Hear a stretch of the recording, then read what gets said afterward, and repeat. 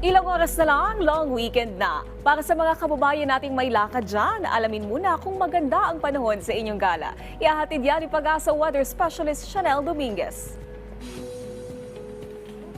Magandang hapon po sa ating lahat. Sa ngayon, yung northeast monsoon or hanging amihan ang patuloy na nakakaapekto dito sa may northern Luzon. Asahan natin na magiging maulap ang panahon na may mga hihinang pag-ulan dito sa Batanes, Cagayan at Apayao.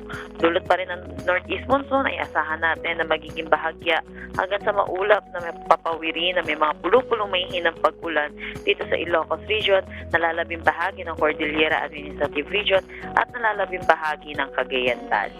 Para naman sa Metro Manila, nalalabing bahagi ng ating bansa, sahan natin na magiging maaliwalas ang panahon na may mga tsansa pa rin ng localized thunderstorm lalo na sa hapon at sa gabi.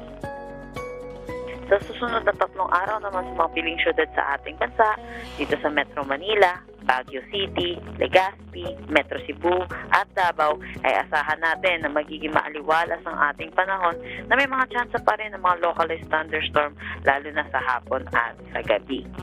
Para naman po sa update sa mga lowest temperature sa mga piling station sa ating bansa, narito po ang detalye.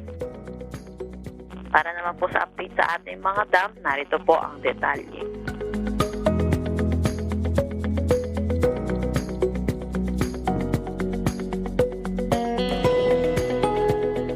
At yan po muna ang latest dito sa Pag-asa Weather Forecasting Center. Chanel Dominguez po at magandang hapon.